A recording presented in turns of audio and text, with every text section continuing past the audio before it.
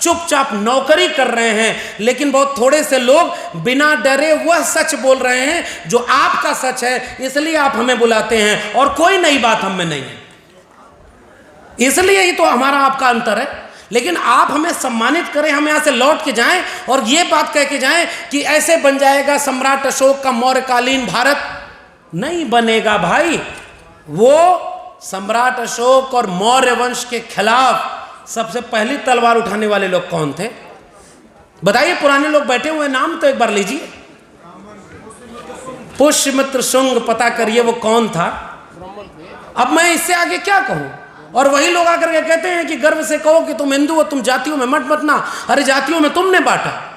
इसलिए मैं एक गुजारिश करना चाहता हूं कि आज सम्राट अशोक के राजा होने का मतलब यह था कि वो प्रजा के हितैषी थे, और हमने अब उन लोगों को राजा बना दिया है जो प्रजा को 4.5 साल सिलेंडर का दाम बढ़ाकर लूटते हैं, और जब चुनाव नजदीक आता है तो रक्षाबंधन के दिन कहते हैं कि 200 रुपये सिलेंडर कम हो गया, थैंक यू बोलो मुझे, और आपका वोट लेके चले जाएंगे।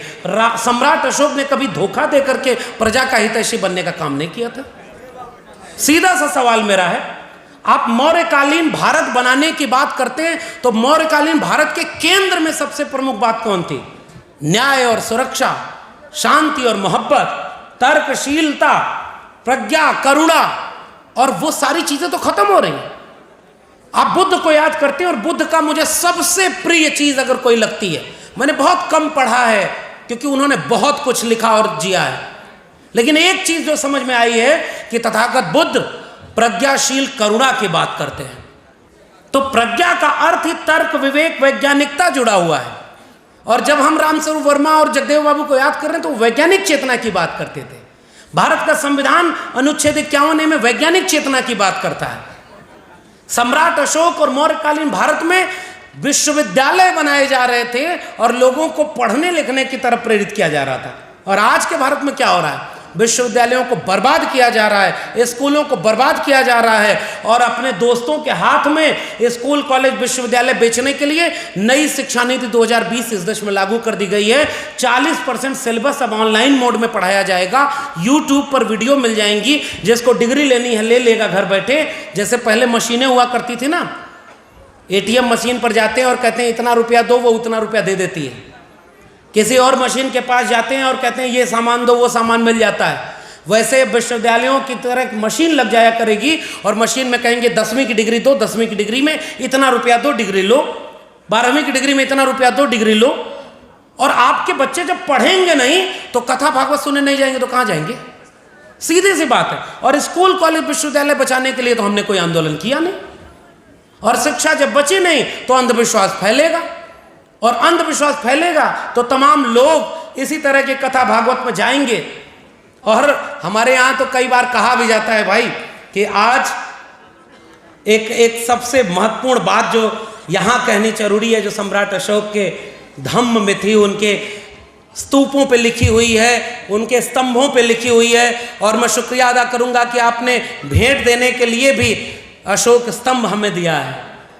मैं शुक्रिया इसलिए भी अदा करता हूँ कि आपने फूल माला पर पैसा कम खर्च किया है। आप कम खर्च किए फूल माला पे, ये अच्छी बात है।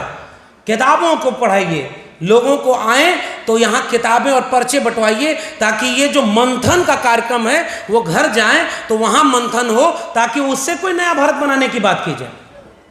और इसलिए आज के समाज की सबसे बड़ी चिंता क्या है? एक विमर्श का मेरा मन है कि कोई ऐसी बहुत अच्छी अच्छी बातें करने की बजाय एक परेशानी वाली बात आपसे साझा करूं। इस देश में वर्ण व्यवस्था बनाई गई तो कहा गया कि जो मुख से पैदा होगा वो ब्राह्मण होगा, जो भुजाओं से पैदा होगा वो क्षत्रिय होगा, और जंघे से पैदा होगा वैश्य होगा, पैरों से जो पैदा होगा शूद्र होगा। ठीक है, अब एक चीज जरा विमर्श की है, आप मेरी बात से हो सकता है असहमत हो, लेकिन मैं एक प्रस्ताव की तरह इसे रख रहा हूं जो मैं महसूस करता हूं।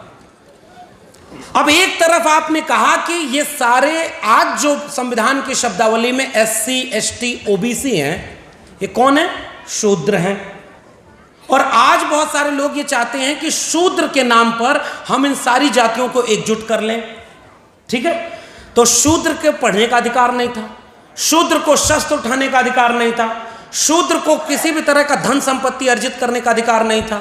उनके तो संविधान में लिखा हुआ है ना, मनुस्मृति में, कि पढ़ नहीं सकते, पैसा नहीं रख सकते, कोई भी ऐसा काम नहीं कर सकते, पैदल आपको चलना है, सार्वजनिक जगह से पानी नहीं पी सकते। ये सारे तमाम अलग अलग प्रकार से विवरण रखे हुए हैं, यानी आप गुलाम हैं। तो ये SC ST OBC तीनों गुलाम हो गए। अब एक बात बताइए कि ये शुरू से गुलाम रहे होंगे या बाद में इनकी ताकत से डर करके एक नया ग्रंथ लिख करके इनको गुलाम बनाया गया होगा? अगर गुलाम थे तो चंद्रगुप्त मौर्य कौन थे? अगर गुलाम नहीं, कैसे शूद्र हैं तो फिर हथियार कैसे उठा लिए? अगर उस समय वो शूद्र थे तो हथियार कैसे उनके पास था? अगर सम्राट अशोक शूद्र थे तो उनके हाथ में हथियार कैसे आ गया? इसका मतलब मेरा मानना यह है कि आप हो सकता है अलग राय रखते हो, मेरा मानना यह, और जो मेरा मानना भी नहीं है, हमारे पुरखे ज्योतिबा फुले और बाबा साहब दोनों इस बात पर सहमत हैं कि हमारे तमाम पुरखे पुराने समय के गुलाम नहीं, शासक थे जो इस पूरे मुल्क पर हुकूमत करते थे। वो गुलाम और शूद्र नहीं थे, उनको ग्रंथ लिख करके शूद्र बनाकर अपमानित किया गया। और इसके लिए ज्योतिबा फुले एक थ्योरी देते हैं कि ये क्षत्रिय शब्द कहां से बना है? खेत से, खत्रप से बना हुआ। और बाबा साहब भी इस बात को हु और शूद्रा में एंडोर्स करते हैं, और वो कहते हैं कि ये शासक कौमें जो थीं, जो रूल करते थे, आप कल्पना करके देखिए कि मौर्य वंश किसका, पाल प्रतिहार गुर्जर वंश किसके, ये यादवों का वंश वहां देवगिरी में, भीलवाड़ा किसका वंश था? मैंने आदिवासियों के इलाके में जब गया तो वहां जाकर देखा कि वो कह रहे हैं कि हमारा तो साम्राज्य था, और आज वो भीलों के शासकों की पूरी श्रृंखला पड़ी हुई है, आज वो आदिवासी में है। गोंडवाना लैंड किसका था? इस देश में तमाम जो जातियां शेड्यूल कास्ट और शेड्यूल ट्राइब में हैं, उनके भी शासक इस देश में रहे हैं, और जो शासक था उसे गुलाम कौन बनाया? इसलिए मैं मानता हूं कि ये, और जो दोनों लोगों ने ये माना कि ये शूद्र थे नहीं, इनको अपमानित करने और गुलाम बनाए रखने के लिए पीढ़ी दर पीढ़ी इनको शूद्र बना करके आरोपित किया गया कि तुम शूद्र हो। तब उन लोगों ने कहा होगा कि जाओ अपने घर की दीवारों पर लिख दो कि तुम इस देश के शासक हो, और शासक की कौम को शासक बनना है। आज के पूरे सेमिनार का यही पैगाम होना चाहिए कि आप तो शासक रहे हो और आज आप गुलाम क्यों बने बैठे हो? सीधा सा मेरा, इसलिए मैं कह रहा हूं कि अगर कोई ये कहे, जैसे मैं ये फेस करता हूं कि इस सेमिनार में सारे बौद्धिक और जागरूक लोग हैं, इसलिए इस भ्रम में मत रहिएगा कि जो आप बोल रहे हैं या जो मैं बोल रहा हूं यही पूरा समाज बोल रहा है। इस समाज में जाइए, कोरोना के दिन इस देश के हुक्मरान ने जिस दिन ताली बजवाई, थाली बजवाई, उस दिन उसने कुछ और नहीं किया था, इस देश में मूर्खता का परीक्षण कर लिया, और शाम को खुश हुआ था कि जब इस देश में इतने मूर्ख हैं तो अभी मैं और शासन करूंगा, इनको मूर्ख बनाते रहूंगा। सीधी सी बात है ये भाई, इसमें कोई दो राय नहीं। ताली और थाली तो आपने बजाई होगी, और आसपास देखिए कोरोना माई का मंदिर तो हो सकता है आपके यहाँ पे बन गया। मैं एक कथा सुना दूं छोटी सी, और कथा है भाई, इसको दिल पे कोई ना ले, नहीं तो पता चला यूपी होकर के जाना, यहाँ तो बुलडोजर नहीं चल रहा है। हमारे उत्तर प्रदेश आइए, वहाँ बुलडोजर चलता है, वहाँ मुकदमा हो रहा है, और आज चुनाव एक जगह हो रहा है। जरा आज का खबर पढ़ के देखिएगा, चिन्हित करके शेड्यूल कास्ट OBC और मुसलमानों के घरों के सामने उनको वोट देने से रोका जा रहा है, और आपके सामने कहा जा रहा है कि भारत का संविधान बचा हुआ है। मुसलमानों को दाढ़ी टोपी देखकर जब मारा जा रहा था तो इस देश में SC ST OBC अगर पूरी ताकत से खड़ा हो गया होता, इस देश में शेड्यूल कास्ट के लोगों को जब घोड़ी से उतारा गया, जब मूंछ रखने पे मारा गया, और उस दिन इस देश का OBC अपने भाइयों के साथ खड़े हो गए होते, इस देश में जब जल जंगल जमीन छीनने और उसको बचाने के लिए इस देश का आदिवासी लड़ रहा था, सोनी सूरी मारी जा रही थी, तो हम दोनों मिलकर खड़े हो गए होते, तो आज भारत का संविधान इतना खतरे में नहीं होता। वो खतरे में इसलिए कि सब जब अकेले अकेले मारे गए तो कोई नहीं बोला, अब सब मारे जा रहे हैं तो बोलने लायक नहीं बचे। सीधी सी बात यह, और इसलिए मैं आपसे एक कहानी सुना के कह रहा हूं कि मुकदमे और जेल तो सीधे सीधे हो रहे, गोलियां मारी जा रही, और जगदेव बाबू को याद कर रहे हैं, तो इस भ्रम में नहीं होना चाहिए। हम लोग तो प्रिविलेज लोग हैं, दिल्ली विश्वविद्यालय में पढ़ने गए इतनी कम उम्र में, केवल इसलिए हमें सम्मान और अधिकार मिला क्योंकि मैं आज इस देश में, उत्तर प्रदेश के पूर्वांचल में कहीं गाय भैंस चरा रहा होता अगर इस देश में भारत का संविधान और मंडल कमीशन लागू नहीं हुआ होता। सीधी सी बात यह, किसी देवी देवता और उन सब से हमें नौकरी नहीं मिले। एक कथा हमारे यहाँ सुने, आप कह रहे ना कथा भागवत और पाखंड क्यों फैल रहा है, क्योंकि शिक्षा खत्म हो गई। एक आदमी बहुत लंबी रेस लगी हुई थी, वहाँ पर मंदिर में गया और वहाँ पर एक बच्चा और पत्नी भी थे। और कथाओं के जरिए आप इस इतिहास को समझिएगा। बच्चा छोटा सा और वो बहुत परेशान हो, उसने कहा कि हमें तो शौच जाना है। तो माँ कही कि अगर लाइन टूट जाएगी माता नाराज हो जाएंगी, अब कैसे क्या हो। तो उसने वहीं थोड़ा घेर करके, छोटा बच्चा था, वहीं उसे शौच करा दिया। अब कोई देखे ना, कोई जान न जाए कि ये क्या है, तो उसके हाथ में जो फूल उलता उससे उसको ढक दिया, उसको ढक दिया कि कोई देख न पाए। आगे पीछे वालों ने कहा कि ये क्या है, तो उसके समझ में आया कि सच तो बोल नहीं सकते। तो उसने कहा कि यहाँ एक देवी प्रकट हुई है। तो उसने कहा कौन सी देवी? तो कहा हंगामा देवी। और ये सीधे कथा है, और हमारे कथा जब कह रहा हूँ तो मैं कबीर साहब से लेकर रविदास जी से लेकर के फूले और अम्बेडकर को याद करते हुए कथा कह रहा हूँ। मैं भी कथावाचक हूँ, लेकिन मेरे पुरखे फूले, अम्बेडकर और पेरियार हैं। कोई धार्मिक ग्रंथ नहीं है। तर्कशील और करुणा और विज्ञान और तकनीक की कथा हमारी कथा है। और इसके बाद मैं फूले साहब की वो कथा जरूर सुनाऊंगा आपको। तब उसने कहा कि ये क्या है, तो कहा कि ये हंगामा देवी प्रकट हुई है। कहा कब प्रकट हुई? कहा बस अभी अभी। देश और दुनिया में देवी देवता इंसानों को पैदा करने की थ्योरी बनाई गई ना। आप लोग पुराने लोग बताओ, इस देश में एक सिनेमा बना था, फिल्म, उस समय से एक नई देवी पैदा हो गई। उनका नाम पता है आपको? जोर से बोलिए। संतोषी माँ। किसी गीता भागवत, किसी कुरान में उनका जिक्र नहीं है। एक टीवी सिनेमा बना और नई देवी। और कोई अपमान की बात मैं कर रहा हूं क्या? जो हुआ है वही कह रहा हूं। तो उस महिला ने कहा कि ये हंगामा देवी हैं। तो कहा कब प्रकट हुई? कहा बिल्कुल अभी अभी। तो उसने भी सोचा कि उधर लंबी लाइन लगी है, यहीं चढ़ा दें। उसने चढ़ाया, अगल बगल और फैलती गई बात। तो बीच रास्ते पर एक फूलों का पहाड़ पूरा बनता चला गया। वहां हड़कंप मच गया। बाकी लोग आए और कहे कि भाई यहाँ क्या हो गया? कहा अरे देवी प्रकट हो गई हैं। कहा कौन सी देवी? कहा हंगामा देवी। कहा अरे ऐसे कैसे प्रकट हो गई? मंदिर के लोग थे, उनको पता है क्योंकि यहाँ दान पेटी अभी नहीं रखी है, तो देवी कैसे आ जाएंगी? तो भाई इशारे में ही कोई बात कह रहा हूँ। उन्होंने सब कुछ हटा कर देखा कि यहाँ क्या है, तो अंत में क्या मिला? वही बच्चे का शौच। और ये हमारे यहाँ के संतों महात्माओं की कथा है, जो इस देश में पाखंडवाद और अंधविश्वास फैलाना कम करना चाह रहे थे। इसलिए मैं कबीर का एक दोहा आपको पढ़ना चाह रहा हूँ। कबीरा खड़ा बाजार में लिए लुकाठी हाथ, और जो घर जा रो आप ना चले हमारो साथ। जो काम हम और आप कर रहे हैं ना, ये घर फूंक करके आगे बढ़ने का है। क्योंकि जगदेव बाबू तब बन पाए जब उन्होंने अपना सब कुछ कुर्बान कर दिया, ताकि उनके सपनों का भारत बनेगा। और आज हमारे सामने उनकी कुर्बानी जाया हो रही है और हम कुछ नहीं करवा रहे। कबीरा तेरे जगत में उल्टी देखी रीत, और पापी मिलकर राज करें और साधु मांगे भीख। ये बात किसने लिखी है? कबीर ने लिखी है। मैं तो कुछ कह भी नहीं रहा। पाथर पूजे हरि मिले तो मैं पूजूं पहाड़, ताते ये चाकी भली पीस खाए संसार। इससे ज्यादा क्रांतिकारी बात आज क्या होगी?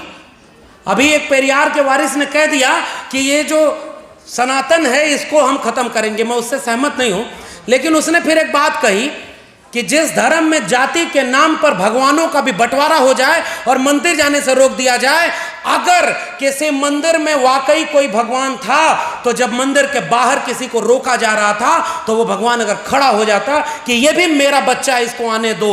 अगर वैसा हुआ होता तो वो मंदिर भी उसका होता, वहां बैठा पुजारी भी उसका होता। मगर ऐसा कुछ भी नहीं हुआ, क्योंकि भगवान तो भगवान का, उसको बनाने वाले और उसके नाम पर धंधा करने वाले लोगों ने इंसान को इंसान से बांट दिया। और आज हमें सिखाते हो कि हम भी वही हैं और आगे भागवत की कथा सुनो।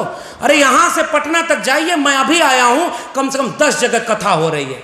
हमारे लोग बंट गए और वो लोग अपना मिशन और आंदोलन चला रहे हैं। आपके बच्चों को कथा सुनाने जा रहे हैं, और ओबीसी घरों के सबसे ज्यादा बच्चे कांवड़ लेकर जाते हैं।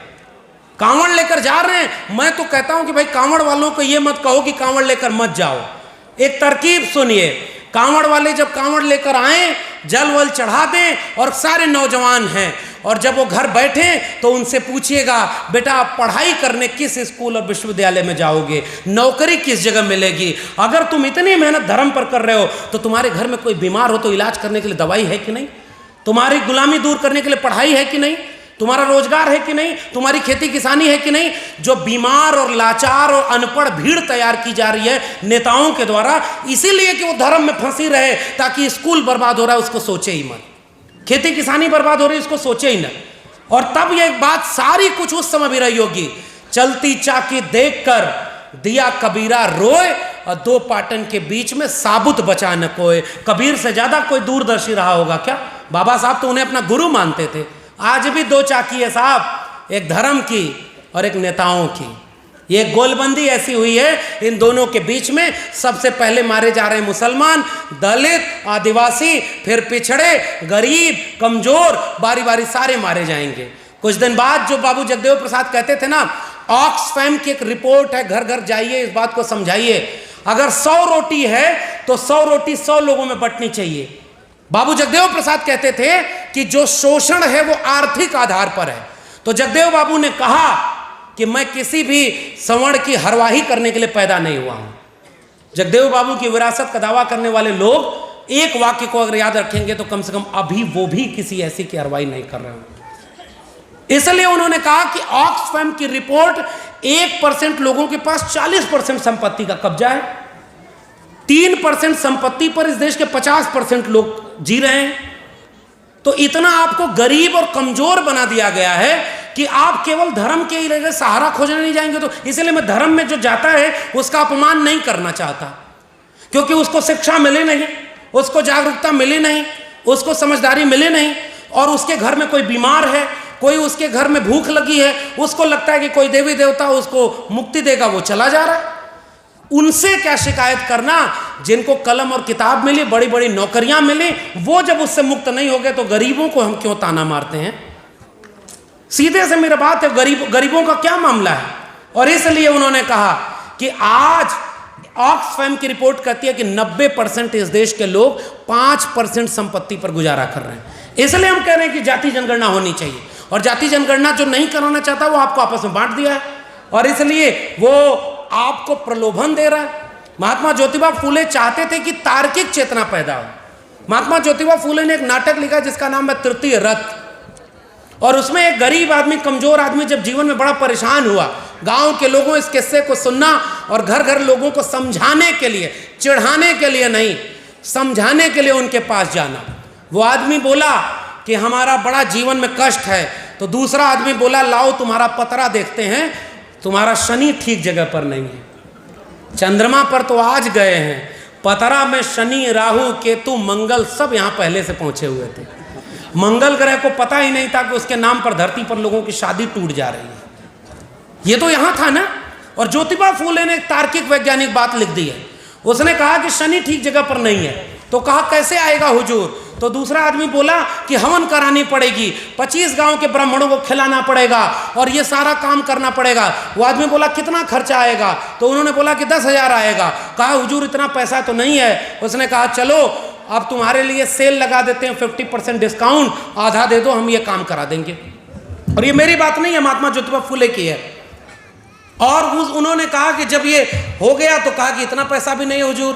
तब उन्होंने कहा कि अच्छा और कम कर देते हैं, 1000 रुपए ले लो, इतने में कर दो, 1 महीने तुम्हारा आराम हो जाएगा। उसने खड़े होकर जेब दिखाई कि मेरी जेब में 1 फूटी कौड़ी नहीं है। दूसरा व्यक्ति नाराज होकर खड़ा होकर बोला कि जब तेरी जेब में 1 फूटी कौड़ी नहीं है तो जा बेटा, शनि तेरा कुछ नहीं बिगाड़ सकता।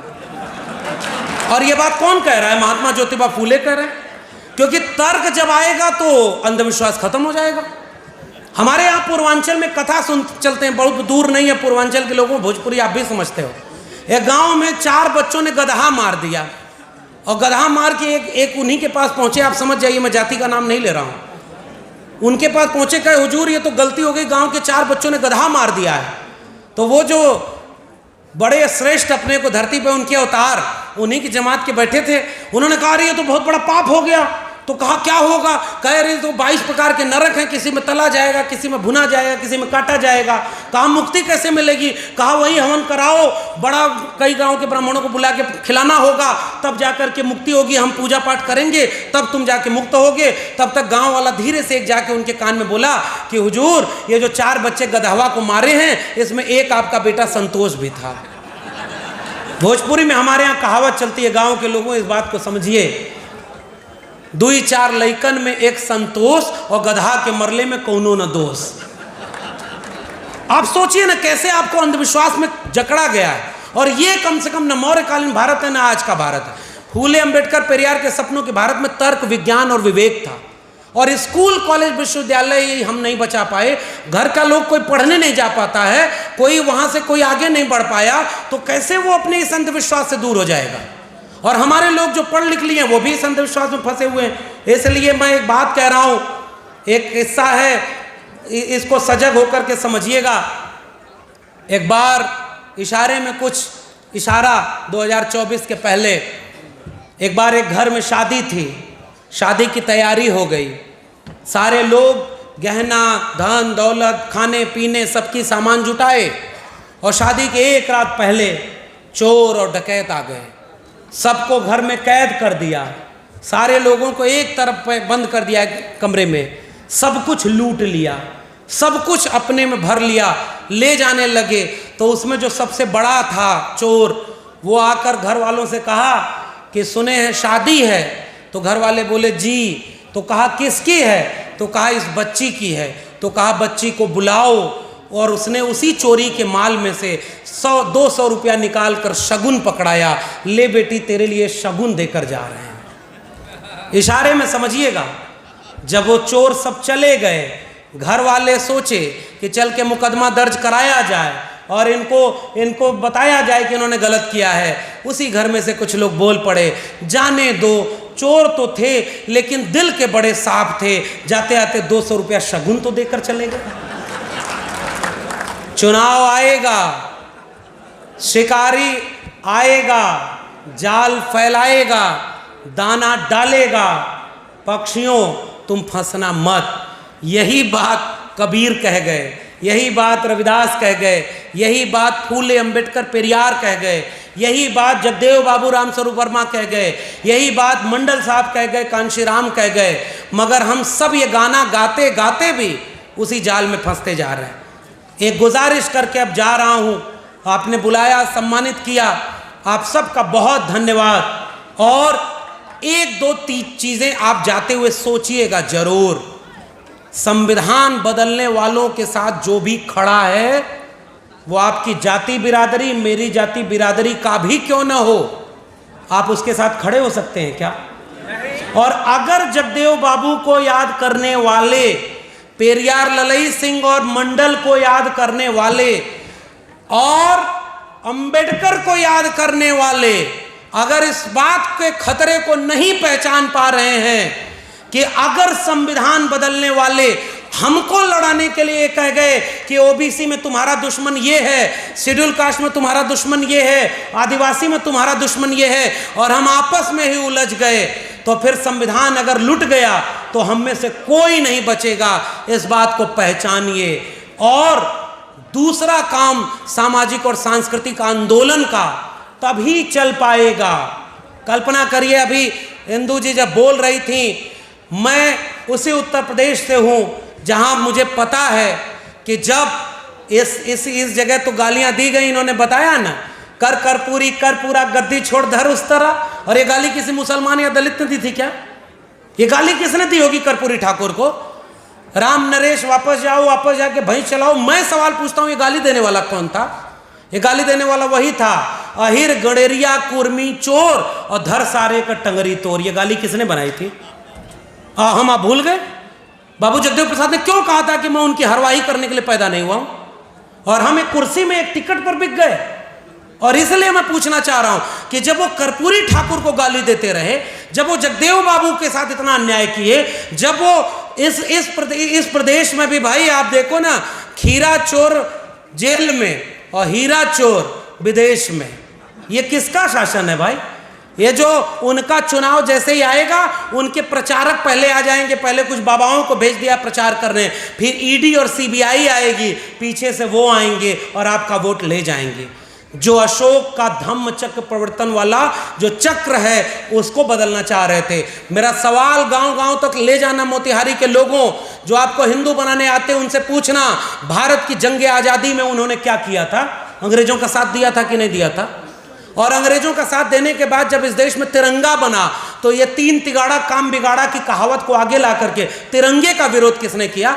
जिसने सन 2000 के बाद तक अपने मुख्यालय पर तिरंगा नहीं फहराया था। आज वो सबसे बड़े राष्ट्रभक्त हो गए। और इसलिए मैं कह रहा हूं, जब अशोक के चिन्ह की बात आ रही है, जब इस देश में संविधान की बात आ रही है, इस देश में एक आदिवासी महिला पहली बार देश के सबसे पहले नागरिक की कुर्सी पर बैठी हुई हैं, और जब संसद भवन का उद्घाटन हुआ तो उस दिन उस महिला को न बुलाकर अपमान किया गया कि नहीं किया गया? यह सवाल इस देश में लोगों को पूछना चाहिए कि नहीं? रामनाथ कोविंद जी जब महामहिम थे और एक दलित राष्ट्रपति जब मंदिर जाने लगे तो उनको रोका गया कि नहीं रोका गया? और हमको और आपको इसके मंदिर मस्जिद के नाम पर लड़ाया जा रहा है। इसलिए मैं जाते जाते गुजारिश कर रहा हूं, पहचानिए कि हमारा आपका जो जाति वाला है, अगले दिन हो सकता है कि मेरी जाति वाला मेरे मोहल्ले में आकर कहे कि देखो हमको वोट दे दो, हम तुम्हारे लिए सड़क बनवाएंगे, 5 किलो अनाज 10 किलो अनाज करवा देंगे, 500 रुपया के बजाय 10 रुपया देंगे और मुफ्त में बहुत कुछ दे देंगे, 80 करोड़ लोगों को हम अनाज दे रहे हैं। लेकिन उनसे कहिएगा हम उन लोगों के वारिस हैं जिन्होंने जगह जमीन गिरवी रख करके हमको पढ़ाया, और आज 5 किलो अनाज पर आप शिक्षा गिरवी रख दिए, आप अपना वोट गिरवी रख दिए। और ये कभी भी मौर्यकालीन भारत नहीं बन सकता अगर ये रवैया रहा तो। अगर हम शिक्षा नहीं बचा पाए, अगर वो समृद्धि नहीं बचा पाए, आपस में प्रेम मोहब्बत का भारत नहीं बचा पाए, तो किस बात का मौर्यकालीन भारत बनेगा? किस बात का ये? अरे जो भारत बाबा साहब अंबेडकर के संविधान से बना था, जो बीपी मंडल के मंडल कमीशन की रिपोर्ट से बना था, अरे ओबीसी समाज के लोगों जरा एक सवाल घर घर पूछना, मंडल आंदोलन जब आया तो मंडल के विरोध में कमंडल लेकर कौन आया था? और उसमें भी उन किन लोगों को आगे कर दिया गया था? आपके लोगों को आगे कर दिया जाएगा। जंगल में लकड़ियों को समझाया जाता है कि कुल्हाड़ी का साथ दो, क्योंकि इस कुल्हाड़ी की जो मूठ है, जो हथेली है, वो तुम्हारी ही लकड़ी की तो है। हमारे और आपके जाति वालों का संगठन बन गया, हम अलग अलग जाति के बन गए। ठीक बात है, मान्यवर कांशीराम को ये बात समझ में आ गई थी कि बाबा साहब चाहते थे एनिहिलेशन ऑफ कास्ट, ये जातियां खत्म नहीं हुई तो इन जातियों को मजबूती दे दो ताकि ये हुक्मरान बन गए। और आज 3rd फेज में ये सामाजिक न्याय आंदोलन है, जाति जाति के संगठन बने हुए हैं, और जाति जाति के संगठन भाई से नाराज होकर बाहर जाकर दुश्मन के खेमे में बैठ जा रहे हैं। जगह जमीन खेत अगर बचा रहेगा तो फसल का बंटवारा हो जाएगा, खेत अगर लुट गया तो फसल का बंटवारा किससे करेंगे? इसलिए हम एक गुजारिश करने आए हैं, एक हो जाइए। जिस 90% की बात कही, और एक करने के लिए क्या करना होगा? किसी को चिढ़ाना नहीं होगा, वो एक करने के लिए केवल एक काम करना है, न्यूनतम सहमति पर अधिकतम एका बना लीजिए। न्यूनतम सहमति पर, इतिहास को छोड़ दीजिए किसने किसके साथ गलत किया, अगर बचेंगे तो गलती की सजा भी एक दूसरे को दे लेंगे, और अगर कोई नहीं बचेगा तो फिर तो दोष देते रह जाएंगे। इसलिए आज की तारीख में एक सूत्र होना चाहिए। हम लोग अगर जगदेव बाबू को मानते हैं, सम्राट अशोक को मानते हैं, हम लोग अगर पेरियार ललई सिंह को मानते हैं, डॉक्टर अंबेडकर और लोहिया को मानते हैं, तो हम सारे लोगों की जिम्मेदारी है कि संविधान को बदलने वालों को दोबारा इतनी ताकत न दें कि वो संविधान के खिलाफ आंख उठाकर देख सकें। अगर संविधान बचा लिए तो आपके सपनों का भारत बन जाएगा।